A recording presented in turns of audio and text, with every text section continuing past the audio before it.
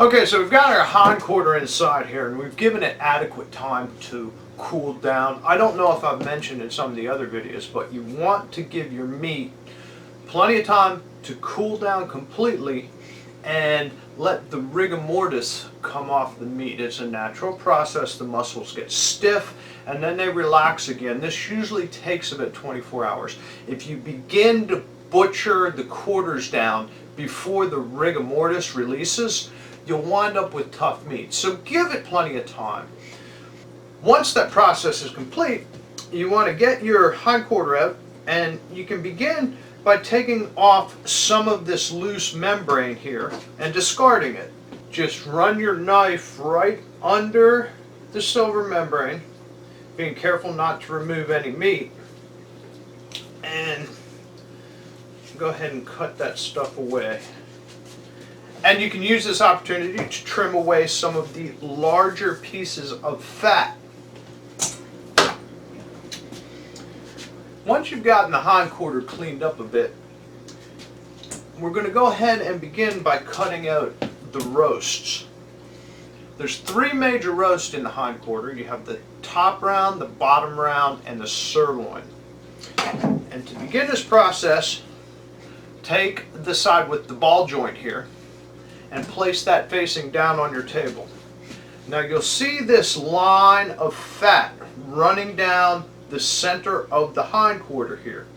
Go ahead and get that opened up above the large sirloin here.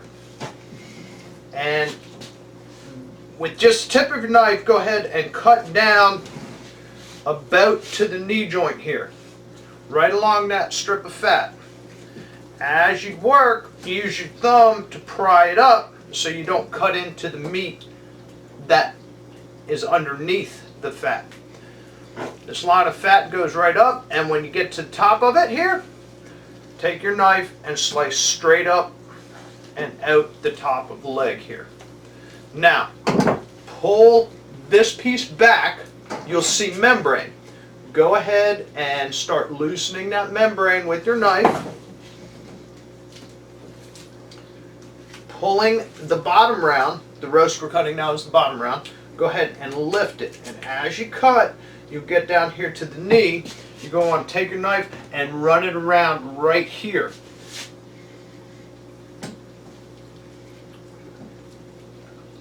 Above the knee. Once you've completed that, you're going to have a ball of fat membrane with a gland in the middle of it.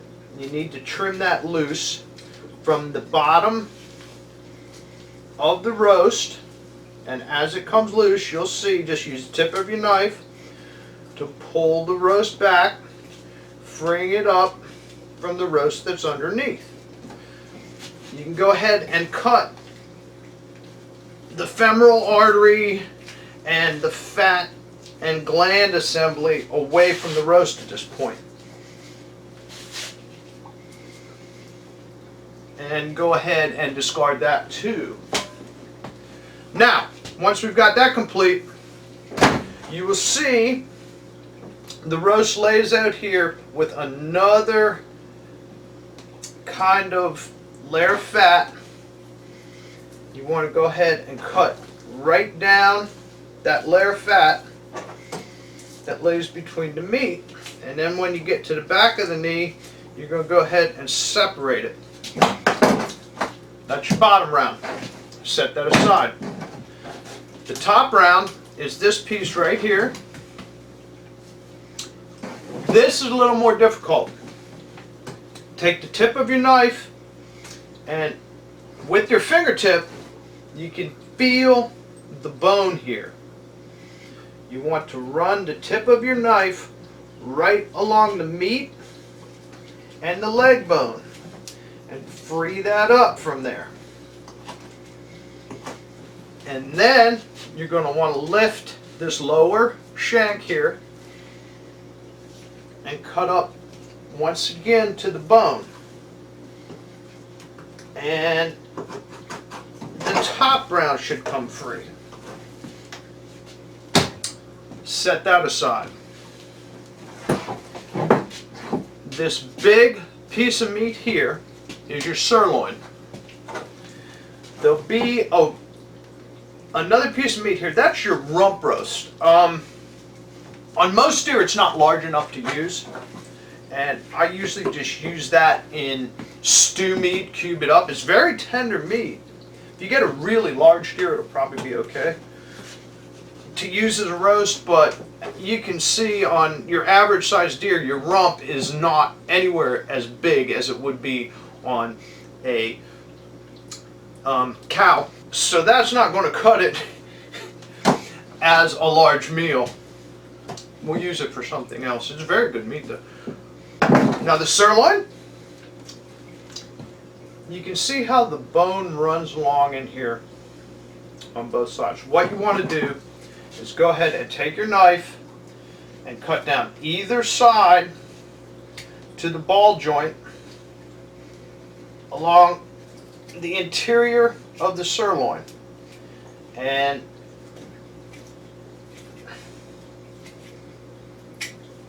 once that's loose, get your fingers in there and get your knife up underneath there, and you can cut up and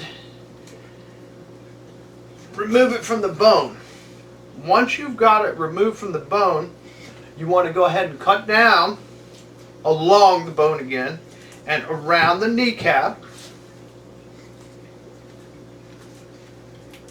and just go ahead and let it fall free. That's your sirloin. These are your three major cuts of meat from the hindquarter. Now there's still a lot of meat left on the bone, and you want to bone that out. Go ahead and trim off all this meat, and that's going to be used as trimmings for your burger meat. You get the shank here.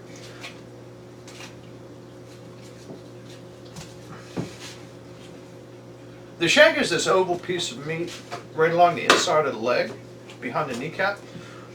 A lot of guys will use that as a braised roast. I think it's kind of small. I usually just go ahead and use it as stew meat or something. That's a good cut of meat. And the lower shank as well. A lot of meat there for burger. You want to remove these tendons right at the base. They're very tough.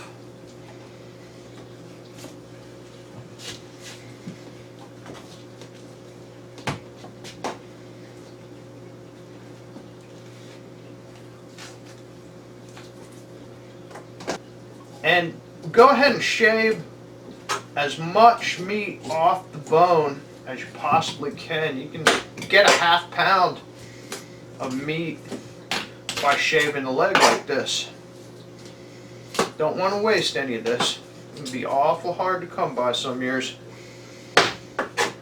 So once you've shaved the leg bone down, no, you're not anywhere near done yet. Let's begin with the bottom round. The bottom round is actually two cuts of meat. You have the bottom round roast, and if you notice on the inside of it, there's this lighter strip of meat. That's called the eye round. I usually butcher those together, leave them as one piece. If the deer is big enough, you can take the eye round and use that as a separate roast. Usually most deer aren't big enough. For the bottom round, begin by trimming it down. These loose edges that are unsightly and kind of odd shape, I'll cut them away. Cut away all your fat and membrane and discard it. On the inside edge here, you'll see a large flap of silver skin. Dig your knife down, just like you're filleting a fish. If you take little meat with it, that's okay. And don't cut your fingers. But try to get as little meat on there as possible. Set this piece aside. We'll shave that for burger meat later. Continue cutting the fat and membrane away. On the top here, on the eye round, you're going to have a layer of fat. And you want to be very delicate about shaving that off so you don't lose any meat.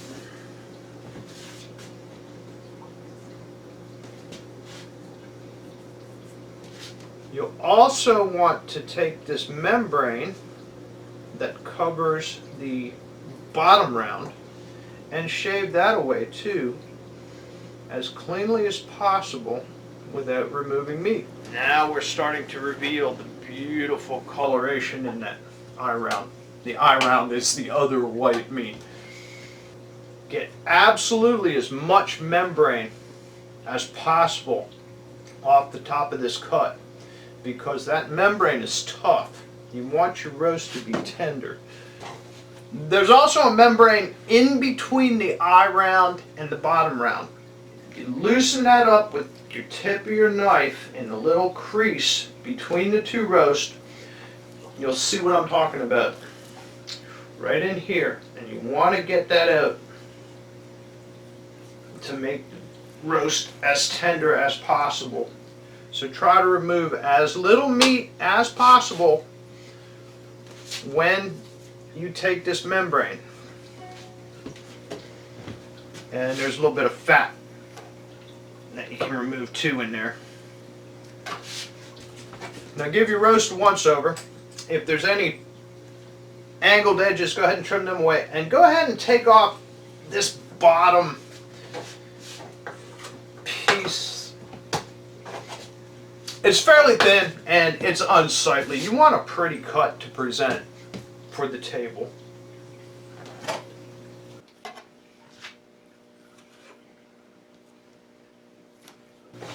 Once you've gotten that cleaned up, we're going to turn our attention to the top round. The top round is going to get the same treatment that we gave the bottom round. We're going to trim the fat and membrane away. You'll find there's a large piece of fat on the outside edge here. Go ahead and trim that away. You'll usually find some discoloration here too. That's normal. It happens because the carcass was exposed to air, and it usually browns and discolors very rapidly. That doesn't mean there's anything wrong with your meat, but you do want to cut it away because it's unsightly. You want to make your roast as clean and presentable as possible, especially if you're having guests over. So take some time and do a really thorough job. On the back side, you'll find there's a little vein. Go ahead and cut that away. There's also where the artery comes in to the back here. You can go ahead and pop that out with the tip of your knife. It's right on the surface. It just makes the meat look a lot better with that removed. Now, we've got it fairly cleaned up. If you take a close look at your top round, you'll find there's a layer of meat that lays across the roast, attached by membrane here. Go ahead and take, I always take, you don't have to, but I always take it off. It gives a lot cleaner look to your roast, to your cut of meat.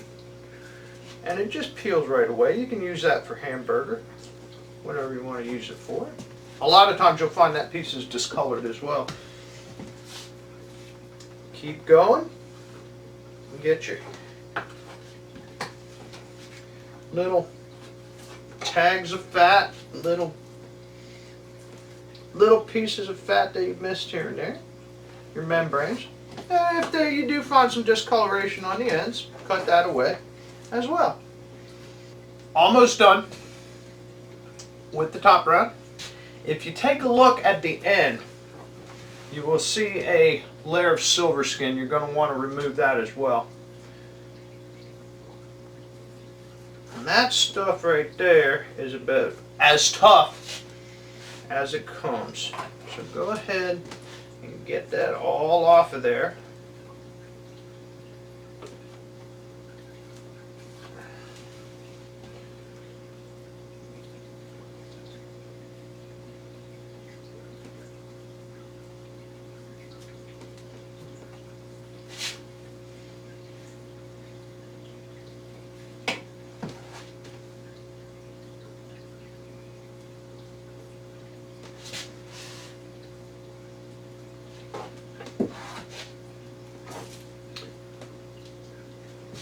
and we'll turn our attention to the sirloin. This is a pretty versatile cut of meat, the sirloin here. And there's not too much to trim from the exterior. You've got a bit of membrane and a little layer of fat on the end.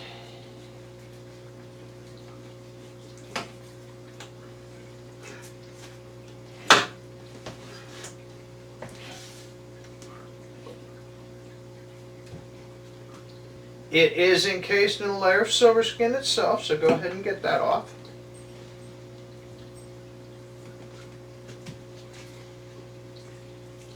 And these jagged edges can go for burger.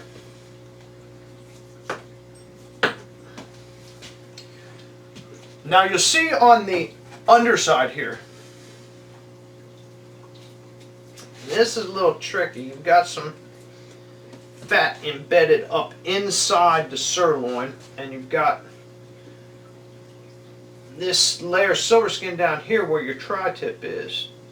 And again, the tri-tip is a standard cut of meat that you get from beef cattle, but it's usually too small on a whitetail to worry with, so that can go for burger too. You get a really big deer, you might be okay taking a little time to get the tri-tip off the end here, but usually it's not worth the effort on your average size whitetail. So I just use it for burger. When you're done, you're going to have a nice, tasty sirloin. Right there. It's going to be really good in the crock pot or something. What you want to do with all the leavings is go ahead and shave it down for burger meat.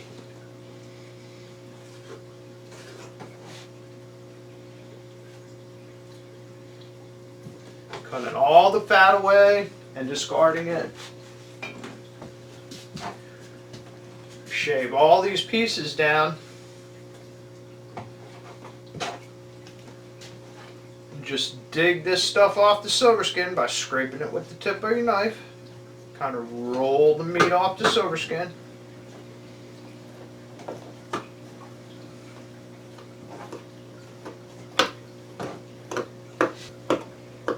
On the shanks, you'll find on the lower end of these muscle groups, the last inch or so is very tough. Go ahead and take that whole chunk off and discard it. That'll play havoc with your burger grinder blades. And you continue by getting the silver skin off of here. And we're just going to continue with this pile of scrap until we've got it all cleaned up and shaved down. I'm going to chunk this one for burger.